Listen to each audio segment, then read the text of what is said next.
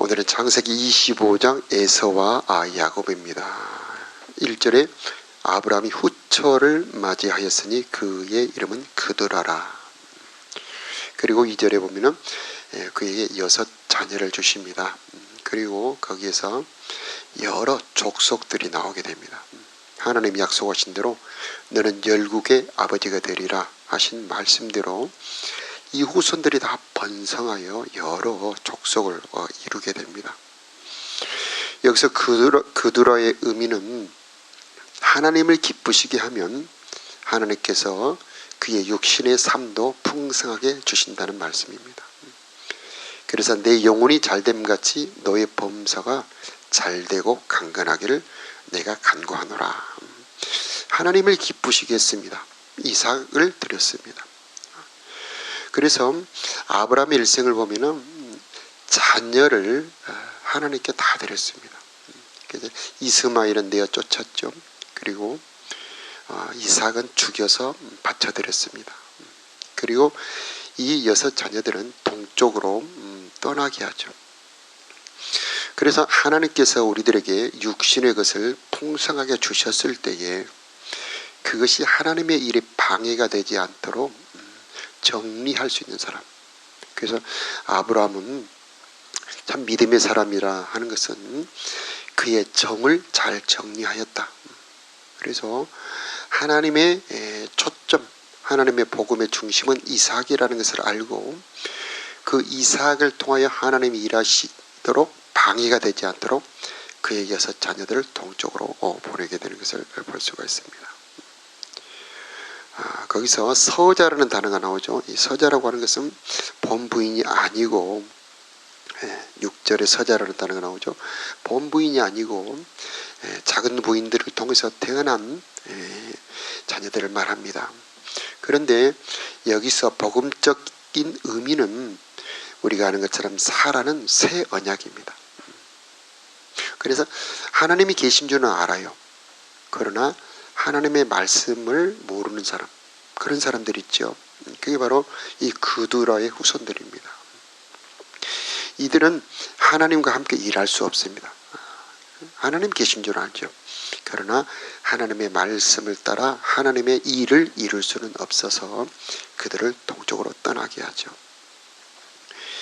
자, 25장 7절 이하에 보면은 아브라함의 향년이 175세라. 그래서 그가 기혼이 지나여 죽어 자기 열조에게로 돌아가매 그의 아들 이삭과 이스마엘이 그를 장사하여 막벨라 굴에 장사를 합니다. 그래서 막벨라 굴은 사람의 눈으로 보기에는 캄캄한 동굴이죠. 그것이 그럼 그것이 마지막이냐? 그렇지 않다. 히브리서 11장에 보니까 하나님께서 그들에게 한 성을 예비하셨는데 하늘에 있다. 그래서 하나님이 경영하시고 지으실 성, 즉 하늘의 천국 새 예루살렘 성 낙원을 하나님에게 주셨다는 겁니다. 그런데 그 결국은 일생을 하나님과 함께 사는 사람의 결과라고 하는 겁니다. 그래서 그 가나안 땅을 떠나지 않습니다. 일생 하나님과 동행하고 동거합니다. 그의 마지막은 막벨라 굴인데 그 막벨라 굴의 우리들의 영적인 의미는 저 하늘의 낙원 천국입니다. 그래서 그 막벨라 굴에 장사되었다. 누가복음 16장에 보면은 부자와 나사로의 이야기가 나오는데 그 나사로가 천국 같다고 표현하지 않고 아브라함의 품에 안겼다. 그렇게 표현합니다. 저 낙원이 아브라함에게 준 것입니다. 하나님도 아브라함에게 야 나는 너의 하나님이다. 그래서 하나님을 만나려면 아브라함을 통해서 만나게 되죠. 그래서 아브라함은 모든 것을 다 받은 사람입니다. 가장 큰 축복을 받은 사람. 하나님을 얻은 자, 후손 번성을 얻은 자, 가나안 땅을 기업을 얻은 자, 저 천국까지 얻은 자가 되었고 모든 천한 만민을 복되게 할 수 있는 자. 그의 인생이 이제 175세로 끝났는데 그의 결국이 하나님의 나라, 하나님이 경영하고 지으실 성이 있는 저 새하늘 새 땅이었다는 것입니다.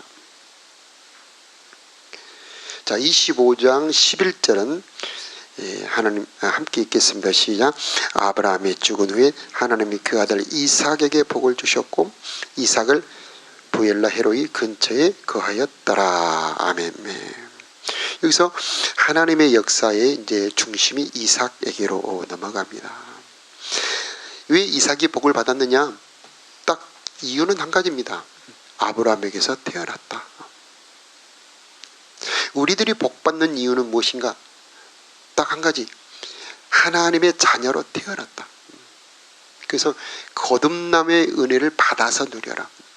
그래서 예수님의 이름으로 우리는 하나님의 자녀가 되고 야고보서 1장 18절에 나온 것처럼 진리의 말씀으로 우리를 낳아주셨듯이 우리는 하나님의 말씀으로 거듭나게 되고 요한복음 3장에 나온 것처럼 물과 성령으로 거듭나. 하나님의 자녀가 될 때에 하나님의 은혜는 우리를 향해 흐르게 됩니다. 여러분 자녀 사랑하죠? 흐르게 됩니다. 사랑이 흐르게 됩니다. 하나님의 사랑이 왜 우리들에게 흐르게 됩니까? 우리 모두가 하나님의 자녀가 되었다는 거죠. 하나님의 생명이 들어와 있을 때 하나님의 은혜가 함께 오는 겁니다.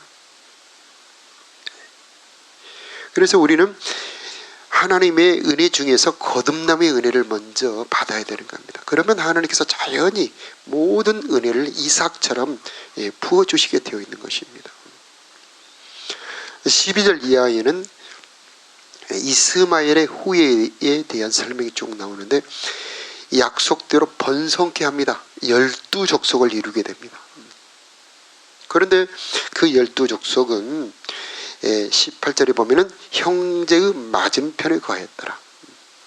그래서 이스마엘의 후예들은 대대로 하나님의 역사의 방해와 장애물이 됩니다. 그런데 그들이 아브라함의 후손들이라는 거죠. 지금도 이슬람교는 거의 한 15억이나 되는 엄청난 인구가 이슬람교를 믿는데 그들의 조상을 이스마엘이라고 고백을 합니다. 놀랍죠? 그런데 대대로 하나님의 복음, 저 이스라엘과 이 기독교의 대대로 방해가 됩니다. 자, 여기서 우리는 이스마엘은 누구냐? 하갈을 통해 태어난 자들이죠. 우리들에게 이스마엘의 의미는 사라는 새 언약으로 태어난 자, 이스마엘은 율법으로 태어난 자입니다. 하나님이 계신 줄도 알아요. 옳고 그름의 율법도 압니다. 그런데 죄의 정욕을 이길 수가 없습니다. 왜 그러느냐? 내가 주인이니까. 그러면 새 언약으로 태어난 이삭, 그들은 죄의 종이 아닙니다. 자유를 누리는 자들입니다. 왜 그랬을까요? 바로 복음으로 태어난 자들이기 때문입니다. 죄가 우리를 다스릴 수가 없습니다. 성령이 지배하는 사람들이 됩니다. 왜 그럴까요? 바로 우리는 하나님의 생명을 받은 자유인이기 때문입니다. 우리 안에는 예수님이 들어와 계시는 겁니다. 우리 안에는 그리스도가 들어와 있는 것입니다. 내가 주인이 아니고 예수님이 주인인 것이죠. 그게 율법과 복음의 차이입니다. 그래서 율법은 내가 주인 되어 살아가는 겁니다.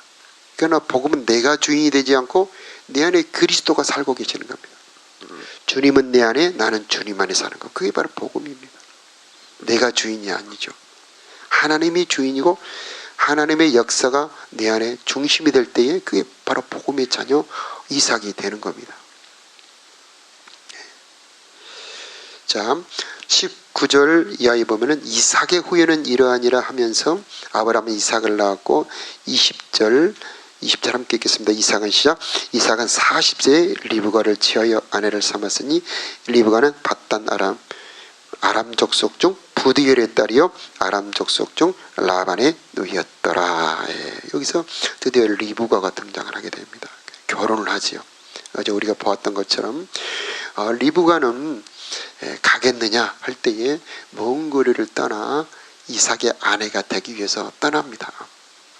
그래서 이 리브가는 그리스도의 신부된 교회의 모형이에요. 그래서 그 그리스도의 아내로서 바로 교회가 바로 리브가죠. 그래서 그 안에서 두 아들들이 태어납니다. 25절 21절에 보면은 잉티하지 못함으로 그를 위하여 여호와께 간구하며 그 강구를 들으셨으므로 그 안에 리브가가 잉태하였더니. 22절에 태 속에서 서로 싸우죠. 그래서 어찌할꼬 가서 하나님께 물었더니 23절 함께 읽겠습니다. 시작. 여호와께서 내 태중에 있거나 두 민족이 내 복중에서부터 나누리라. 이 족속이 저 족속보다 강하겠고 큰 자는 어린 자를 섬기리라 하셨더라.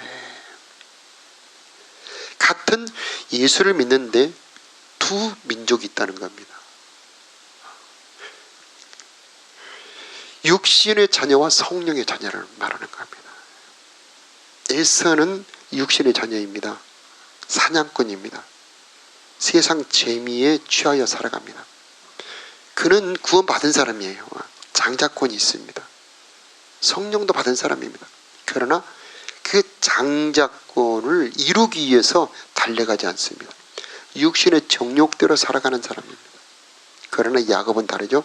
야곱은 성령의 사람입니다.